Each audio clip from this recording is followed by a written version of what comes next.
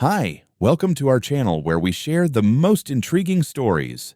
John had built a quiet life on his family's land, tending to his orchard in peace, until the HOA decided his property was the perfect shortcut for their new road. When he refused, they didn't back down.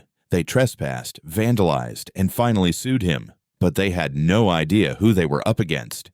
John had always dreamed of a life in the countryside, far from the noise and chaos of the city. A farmer by trade, he had found his perfect haven in a 10-acre property nestled on the outskirts of a small town. The land was lush and green, dotted with orchards that stretched out towards the horizon. The fruit trees were his pride and joy, especially the apple orchards, which he maintained with great care. Every day he would wake up to the sight of dew on the grass and birds singing in the trees. It was the kind of peaceful existence he had worked for his entire life, and it brought him a deep sense of fulfillment. The property had been in his family for generations, passed down through the years, and John had invested not just his savings, but his heart and soul into cultivating the land. The orchard was the backbone of his small business, where he sold fresh produce to local markets. It wasn't a fortune, but it was enough to live comfortably, and it was the life he had always wanted. He had no complaints. The work was hard but satisfying. The small farmhouse where he lived was modest, but it suited him just fine. Life on the property was simple, predictable, and steady.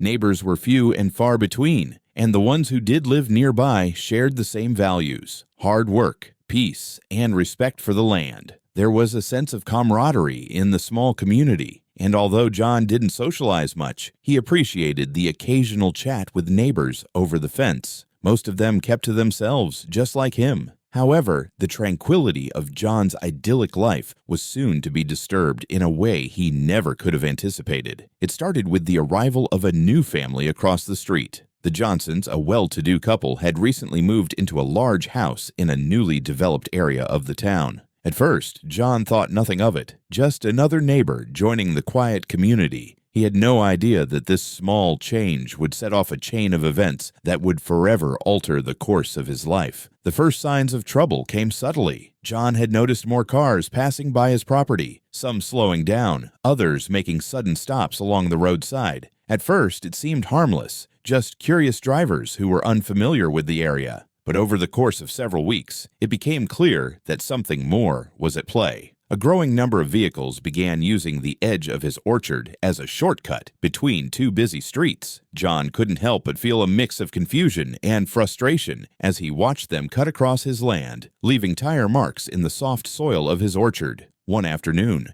as John was checking the rows of apple trees, he noticed a truck parked just outside his fence. A man in a suit was standing by the road, speaking into his phone. As John approached, the man waved and began a friendly conversation, introducing himself as Mark Johnson, the husband of the new neighbors across the street. Mark explained that he was on the board of the local homeowners association, HOA, and that they were discussing potential improvements for the neighborhood. At first, John thought nothing of it. HOA matters were usually a distant concern for him. But then Mark casually mentioned that the HOA had been considering a new access road to link the two streets together, a road that, according to Mark, would benefit everyone in the community and improve traffic flow. John's curiosity was piqued, and he immediately asked where this road would be located. Mark smiled, but there was a subtle shift in his demeanor. "Well," he began, "we were thinking of building it through your land. It's the most direct route between the two streets, and it would really help the traffic situation."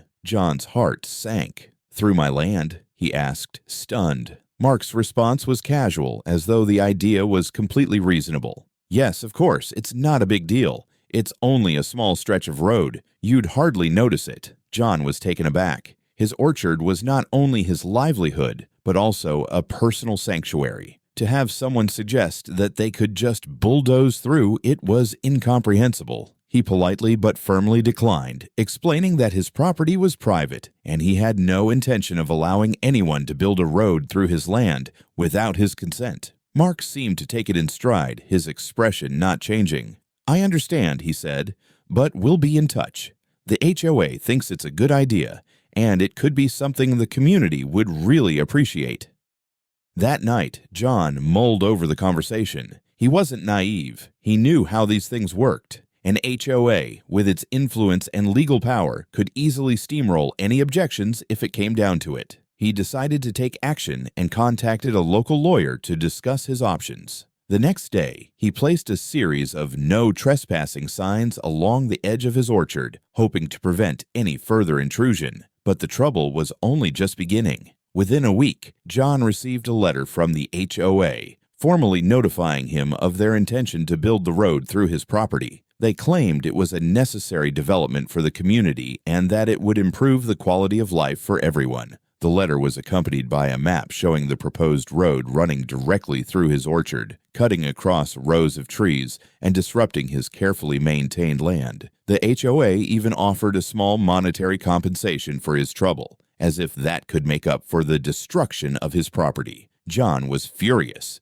This wasn't about money. It was about his rights, his work, and his home. He called his lawyer immediately. The legal advice was clear. The HOA had no right to build on his land without his consent. However, John knew that dealing with the HOA would be a battle of its own. They had deep pockets, and they knew how to use the law to their advantage. But he wasn't about to let them push him around. As the days passed, the situation grew more tense. Neighbors began stopping by, some offering sympathy, while others seemed strangely indifferent. John realized that the HOA had already been speaking to people in the neighborhood, preparing them for the upcoming construction. Mark Johnson's friendly smile had been a tactic to soften him up, to make him feel as though the community had already decided for him. But John wasn't backing down. He doubled down on his efforts to protect his land, reaching out to local officials to make sure the HOA's plans were not legitimate. He posted more signs, reinforced the perimeter, and began looking into every legal avenue to stop the construction. His orchard had been there for decades, and he wasn't going to let some new neighbors and their overzealous association tear it apart. The HOA, however, wasn't going to let this go easily. John's rejection of their plans didn't seem to deter them. In fact, it only seemed to fuel their resolve. And as John would soon learn, the real fight was just beginning. John wasted no time in pushing back against the HOA's overreach. Armed with the legal advice from his lawyer, he drafted a formal letter rejecting their proposal in no uncertain terms. He made it clear that his land was private property, not subject to HOA jurisdiction, and that any attempt to construct a road without his consent would be considered trespassing. The letter was sent via certified mail to ensure there was a legal record of his response. For a brief moment, he felt a sense of control, like he had drawn a clear boundary they couldn't cross. But the HOA wasn't going to accept defeat so easily. Within days, John received another letter, this time from the HOA's legal team. The tone was different, less polite, more authoritative. They claimed that due to a decades-old municipal development plan, the land his orchard sat on had once been designated as a potential access route for future roads. It was a technicality, a long-forgotten clause in the town's zoning documents, but they were using it as leverage. The letter suggested that if he didn't cooperate, the HOA would petition the local government to seize the land through eminent domain. John was furious. He knew his property rights were solid. His lawyer had already confirmed that no active laws allowed the HOA to take his land. But the fact that they were willing to dig up obscure legal loopholes meant this was more than just a simple request. They were prepared for a fight, and they had resources. To make matters worse, he started noticing small but troubling changes around his property. Construction flags appeared near the orchard's perimeter, bright orange stakes driven into the ground as if the HOA was preparing for a land survey. Workers in reflective vests were seen walking along the edge of his land, jotting down notes and taking photos. When John confronted them, they claimed they were assessing future developments on behalf of the community. He told them to leave, warning that they were trespassing, but their smug expressions told him they didn't take his objections seriously. Determined not to be bullied, John decided to escalate his own response. He contacted the town's zoning office and requested official records on property rights and land use. He wanted to be absolutely sure of where he stood legally. To his relief, the documents confirmed that while the old development plan mentioned potential road access, no binding agreement had ever been signed. His land was still his, and the HOA had no legal claim to it. With this evidence in hand, John went a step further. He held a meeting with a local journalist who covered community disputes, explaining the situation in detail. A few days later, an article appeared in the town's newspaper. HOA tries to take local farmers' land for private road. Owner fights back. The piece painted John as a hard-working resident defending his property against a powerful, overreaching homeowners association. It was exactly the kind of publicity he needed to put pressure on the HOA. The article stirred up mixed reactions. Some neighbors approached John to quietly express their support, agreeing that the HOA was overstepping. Others, especially newer residents who benefited from the potential shortcut, began looking at him with irritation, as if he were the one causing a problem. HOA board members, especially Mark Johnson, were furious about the media attention. Days later, John received an invitation, though it felt more like a summons, to attend an HOA meeting where they would discuss community infrastructure improvements. He knew what that meant. They wanted to confront him in front of the homeowners, likely hoping to pressure him into backing down. But John wasn't about to let them control the narrative. He had facts, he had legal standing, and he had no intention of surrendering his land. What he didn't yet realize, however, was that the HOA was about to take things to a whole new level. John arrived at the HOA meeting fully prepared to defend himself. He carried a folder containing property records, legal documents, and copies of the town's zoning laws. Everything he needed to prove that his land was his alone. As he stepped into the community center, he immediately felt the weight of the room shift. Dozens of homeowners were seated in rows, murmuring amongst themselves, while the HOA board members sat at the front, like judges presiding over a trial. Mark Johnson, looking particularly smug, stood up to address the crowd.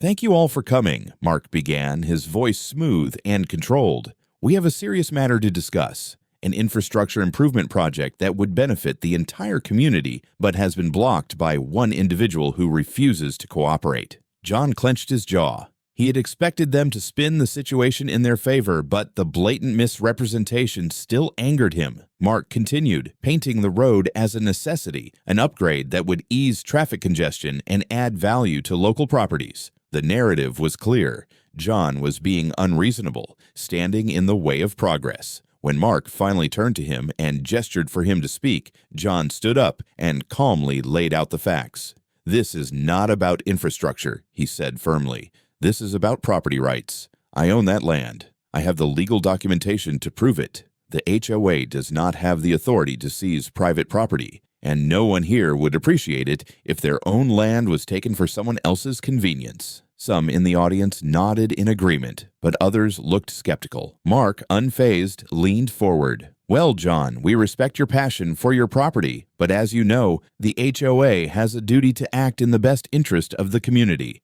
Since you've refused to cooperate, we've had no choice but to take this matter to court." The words hit John like a slap. He had been expecting resistance, but an actual lawsuit. He narrowed his eyes. "You're suing me for protecting my own land?" Mark feigned a sympathetic smile. "We're not suing you, John. We're simply asking the court to determine the best course of action. We believe the law is on our side." John saw through the charade. The HOA was trying to drain him financially, dragging him into a legal battle he never asked for. They had the resources, the legal connections, and the advantage of being an established organization. But John wasn't going to back down. That night, he met with his lawyer to review the lawsuit. The HOA's legal team was arguing that the road was an essential community access point, and that John's refusal to allow it was negatively impacting property values and neighborhood traffic flow. It was a weak argument, legally speaking, but the mere fact that they were willing to take it to court meant they were playing the long game. Over the next few weeks, John felt the pressure mount. Legal fees began piling up, and neighbors grew more divided. Some supported him, but others resented the inconvenience of his resistance. His once peaceful property was now the center of a community-wide conflict, and the HOA was determined to make him the villain. But John had faced hard times before. He wasn't about to let an overreaching HOA dictate what happened on his own land. If they wanted a fight in court, they would get one. As the legal battle escalated, John found himself facing not just the HOA's legal team, but also the growing resentment of some of his neighbors. What had once been a peaceful existence on his farm had turned into a daily struggle against misinformation, pressure, and outright hostility. The HOA's lawsuit had emboldened those who saw the road as a necessity, and John became the scapegoat for every minor inconvenience in the neighborhood. At first, it was subtle. Cold stares at the grocery store, whispered conversations that fell silent when he entered a room. Then, things grew bolder. Flyers began appearing in mailboxes, accusing John of being selfish and hurting property values. The HOA had clearly launched a coordinated effort to turn public opinion against him. One day, he found a note pinned to his gate: "Sell the land or get out."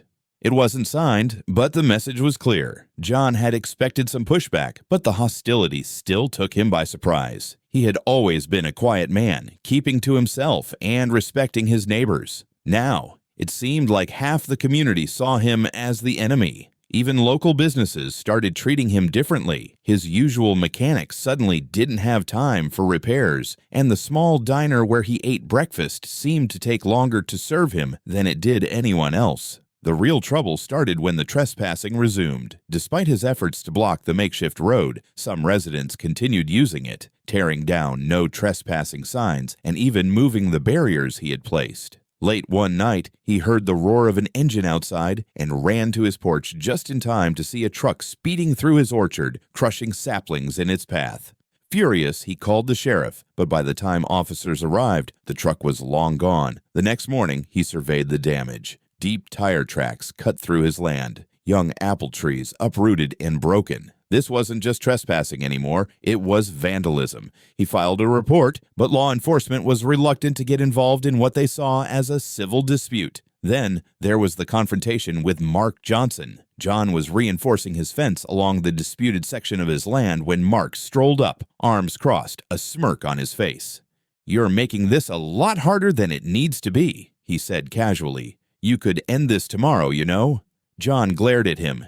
"You mean by giving up my land?" Mark chuckled. "By doing what's best for the community. You're fighting a losing battle. We have resources, legal backing, and," he gestured toward the neighborhood behind him, "support. You're just one guy." John tightened his grip on the hammer in his hand. "One guy who owns this land, and that's not going to change." Mark's smirk faltered for a split second before he shook his head. "Suit yourself," he muttered before walking away. John exhaled, feeling the weight of the fight settling onto his shoulders. He was alone in this, or at least that's how it felt. The legal fees were stacking up, his orchard was under attack, and the town he had called home for years was turning against him. But he wasn't going to give in. He had come too far to let the HOA bully him into submission. The problem was, they weren't done with him yet, and the next move they made would be their most aggressive yet. John knew that if he wanted to win, he couldn't just defend himself. He had to go on the offensive. The HOA had resources, lawyers, and influence within the community, but John had something more important: the law on his side. He met with his attorney, a sharp, no-nonsense woman named Lisa Carter, who specialized in property disputes. She laid out their strategy, challenged the lawsuit aggressively, proved the HOA had no legal claim to his land, and, if possible, countersue for damages. Lisa wasn't impressed by the HOA's case. "They're trying to wear you down," she told John as she flipped through their filings. "They know they don't have a real legal claim, but they're hoping you'll give in before it gets to court." John wasn't about to make it easy for them. The first step was gathering evidence. Lisa helped him compile every document proving his ownership: the original deed, land surveys, and municipal records that confirmed his property was never part of the HOA's jurisdiction. They also gathered evidence of the trespassing, vandalism, and harassment he had endured. John submitted security footage of vehicles cutting through his land, photos of damaged trees, and records of his complaints to local law enforcement. The next move was a counterclaim. If the HOA wanted a legal battle, they were going to get one. Lisa filed a lawsuit against the HOA for property damage, harassment, and intentional infliction of emotional distress. The counterclaim put the HOA in an uncomfortable position.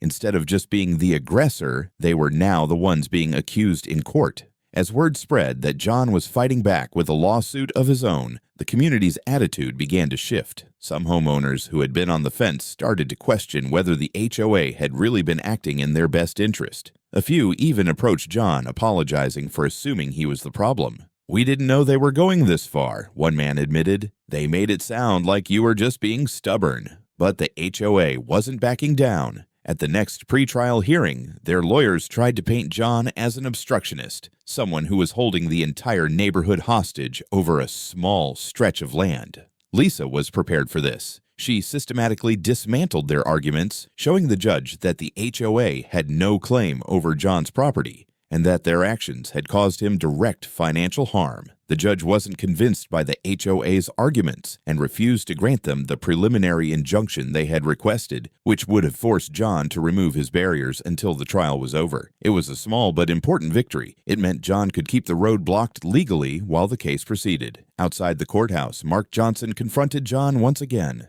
"This isn't over," he said through clenched teeth. John met his gaze without flinching. "No, it's not. But when it is, you're going to regret ever messing with my land." For the first time, Mark looked uncertain. The HOA had been counting on John giving in, but now, with the lawsuit turning against them, they were starting to realize they had underestimated him. John wasn't just defending his land anymore, he was making an example out of them. And the HOA was starting to panic. The courtroom was packed on the day of the final hearing. The case had gained local attention, with reporters and community members filling the benches, eager to see how the battle between the independent landowner and the powerful HOA would unfold. John sat beside Lisa, his lawyer, who was calm and collected as she prepared to dismantle the HOA's case once and for all. The HOA's attorneys opened with their usual argument, that the road was a necessity, that John was obstructing progress, and that his land had long been considered a community asset. But Lisa was ready. When she took the floor, she laid out a devastatingly clear case. First, she presented the deed, the original land surveys, and municipal zoning records, all of which confirmed John's property was completely private and had never been part of the HOA's jurisdiction. Then, she introduced video footage of the repeated trespassing, evidence of vandalism, and even testimony from a local law enforcement officer who confirmed John had filed multiple complaints about unauthorized use of his land. But it was her next move that sealed the case. She revealed a discovery: internal HOA emails obtained legally through court orders in which Mark Johnson and other board members explicitly discussed ways to force John's compliance. They talked about using legal intimidation, increasing community pressure, and even attempting to manipulate local officials. The judge's expression hardened as he read through the messages. When Lisa was finished, the courtroom was silent. The judge didn't take long to rule in John's favor. The HOA had no legal claim to his land. Their lawsuit was dismissed with prejudice, meaning they couldn't bring it back to court. But the blow didn't end there. The judge also granted John's counterclaim, ordering the HOA to pay damages for the destruction of his orchard and legal fees. It was a crushing defeat for the Homeowners Association. Mark Johnson's face was red with rage, but there was nothing he could do. The HOA had lost, badly. The aftermath was even worse for them. News of the ruling spread quickly, and homeowners began to turn against the HOA board. Many residents were furious when they learned how much of their HOA dues had been wasted on legal fees for a case they were doomed to lose. Within weeks, Mark and several other board members resigned under pressure. The HOA, once a dominant force in the neighborhood, found itself facing internal collapse. For John, the victory was both satisfying and exhausting. The land that had been his family's for generations remained his, untouched and free. The damages he was awarded helped him repair the orchard and reinforce his property. But more than anything, he had proven a point. No one, not even a powerful HOA, had the right to take what wasn't theirs. And as he stood on his land, looking out over his orchard, he knew one thing for certain: no one would ever try to take it from him again. In the weeks following the court's decision, the atmosphere in the neighborhood changed dramatically. The once powerful HOA, now fractured and disgraced, struggled to maintain its influence. With Mark Johnson and several board members gone, the remaining leadership tried to regain the community's trust, but the damage was already done. Homeowners who had blindly supported the lawsuit against John began questioning the true motives of the association, and many demanded transparency in how their dues were being used. Some residents, particularly those who had benefited from the illegal shortcut, avoided John altogether, embarrassed by their previous hostility. Others, however, approached him with quiet apologies. A few even admitted they had been misled by the HOA's fear-mongering tactics. John wasn't one to hold grudges, but he made it clear that he wouldn't tolerate further interference with his land. Meanwhile, John focused on rebuilding. The compensation from the lawsuit allowed him to repair the damage to his orchard and install reinforced fencing along the perimeter of his property. He also invested in security measures, including cameras and motion-activated lights, ensuring that no one would ever attempt to trespass again. He wasn't taking any chances. One afternoon, as he was tending to his apple trees, a small group of neighbors walked up to his gate. Among them was an elderly couple who had lived in the area long before the HOA took over. The husband, a retired mechanic named Tom, smiled as he spoke. "You did something big, John. You stood up to them when no one else would." His wife nodded. "People were afraid to push back, but you showed them they could." John simply nodded, grateful for the words. He had never set out to be a symbol of resistance. He just wanted to protect what was his. But in doing so, he had unknowingly inspired others. Over time, the neighborhood adjusted to its new reality. Without the HOA enforcing unnecessary rules and meddling in personal property matters, residents found a greater sense of independence. Those who wanted the extra structure of an HOA still had the option to participate in a voluntary community group, but it had no legal authority over private landowners like John. The forced control that once defined the neighborhood had been replaced with something far better: mutual respect. One evening, as the sun dipped below the horizon, John sat on his porch with a cup of coffee, watching the golden light filter through the trees. His land was his again, untouched and free, just as it always should have been. He had fought, endured, and won. And now, as he looked out over his orchard, he knew with certainty that no one, no HOA, no neighbor, no bureaucratic force, would ever take it from him again.